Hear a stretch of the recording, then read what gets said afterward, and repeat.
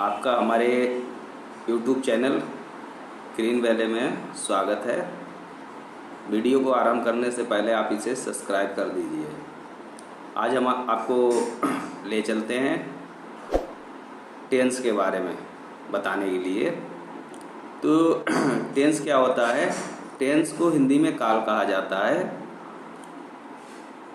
Tense के द्वारा ये मालूम होता है कि कार्य वर्तमान समय में हो रहा है, भूतकाल समय में हो रहा है या भविष्य काल में होगा। ये तीन प्रकार के जो है टेंस होते हैं, वर्तमान काल, भूतकाल और भविष्य काल, जिसे हम अंग्रेजी में प्रेजेंट टेंस, पास्ट टेंस और फ्यूचर टेंस कहते हैं। तो आइए सबसे पहले हम जानते हैं प्रेजेंट टेंस के बारे में। सबसे पहले हमारा टेंस जो होता है वो प्रेजेंट टेंस होता है, यानी वर्तमान काल। इसमें इसके चार भाग होते हैं। प्रेजेंट इंडेफिनिट टेंस, इस काल में वर्तमान समय में बोध होता है, किंतु इससे कार्य के पूर्ण या अपूर्ण होने का ज्ञान नहीं होता है। इसमें क्रिया की फर्स्ट फॉर्म का प्रयोग किया जाता है, जैसे आई राइट ए लेटर। कर्ता अगर एक वचन है तो वर्ब में एस या एस जोड़ देते हैं, जैसे सी सिंग्स ए सॉन्ग। दूसरा होता है इसमें प्रेजेंट कंटीन्यूअस टेंस।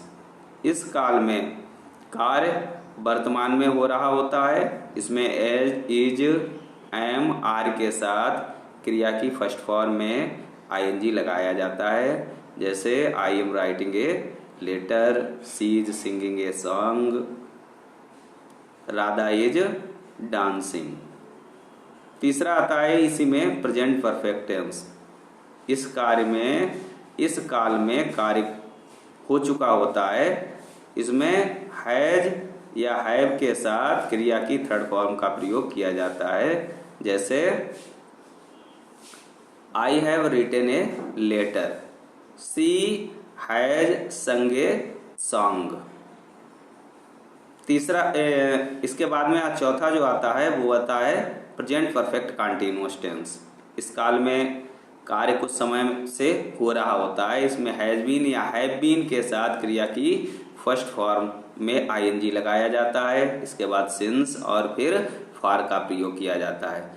अगर दिया हुआ समय निश्चित है तो सिंस का प्रयोग करते हैं, दिया हुआ समय अनिश्चित है तो फॉर का प्रयोग करते हैं। जैसे I have been writing a letter since 10 o'clock, she has been singing a song for 2 hours। इस तरह से हमने जाना प्रेजेंट टेंस के बारे में कि प्रेजेंट टेंस के चार भाग होते हैं: present indefinite tense, present continuous tense, present perfect tense और प्रेजेंट परफेक्ट कंटीन्यूअस टेंस। आइए अब बात करते हैं हम पास्ट टेंस के बारे में। इसी तरह से चार भाग जो होते हैं वो हमारे पास्ट टेंस के होते हैं: past indefinite tense, past continuous tense, past perfect tense और पास्ट परफेक्ट कंटीन्यूअस टेंस। तो पास्ट इंडेफिनिट टेंस क्या होता है? इस काल में कार्य भूतकाल में हुआ था। इसमें क्रिया की सेकंड फॉर्म का प्रयोग किया जाता है। बाकी अगर जब हम निगेटिव बनाते हैं तो डिड नॉट का प्रयोग करते हैं, चाहे कर्ता एक वचन हो चाहे कर्ता बहुवचन हो। पास्ट कंटीन्यूअस टेंस भूतकाल में हो रहा था। इसमें बाज वर्ग के साथ क्रिया की फर्स्ट फॉर्म में आईएनजी लगाया जाता है, जैसे I was writing a letter, she was singing a song. तीसरा आता है पास्ट परफेक्ट टेंस। इस काल में कार्य हो चुका था। इसमें हैड के साथ क्रिया की थर्ड फॉर्म का प्रयोग किया जाता है, जैसे I had written a letter, she had sung a song. फिर चौथा इसका आता है पास्ट परफेक्ट कंटीन्यूअस टेंस। इस काल में कार्य कुछ समय से हो रहा था। हैड बीन के साथ क्रिया की फर्स्ट फॉर्म में आईएनजी लगाते हैं और फिर सिंस या फॉर का प्रयोग करते हैं, जैसे I had been writing a letter since 9 o'clock। इस तरह से ये हो गए हमारे प्रेजेंट टेंस और पास्ट टेंस। इसका तीसरा आता है फ्यूचर टेंस। इसके भी चार भाग होते हैं। पहला फ्यूचर इंडेफिनिट टेंस। इस काल में कार्य भविष्य में आने वाले समय में होगा। आई बी के साथ शैल अन्य कर्ताओं के साथ विल के साथ क्रिया की फर्स्ट फॉर्म का प्रयोग किया जाता है, जैसे I shall write a letter. इसके बाद में हमारा आता है फ्यूचर कंटिन्यूअस टेंस।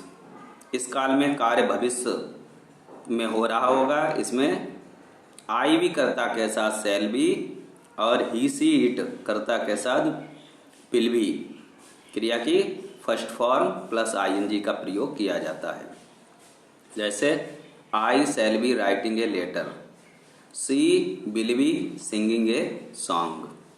तीसरा इसमें आता है फ्यूचर परफेक्ट टेंस। इस काल में कार्य हो चुका होगा। इसमें शैल हैव या विल हैव के साथ क्रिया की तीसरी अवस्था यानी थर्ड फॉर्म का प्रयोग किया जाता है, जैसे I shall have written a letter, she will have sung a song. Future perfect continuous tense इसका अंतिम टेंस होता है। इस काल में कार्य कुछ समय से हो रहा होगा। इसमें शैल हैव बीन या विल हैव बीन के साथ क्रिया की फर्स्ट फॉर्म में आईएनजी लगाया जाता है और सिंस या फॉर का प्रयोग करते हैं।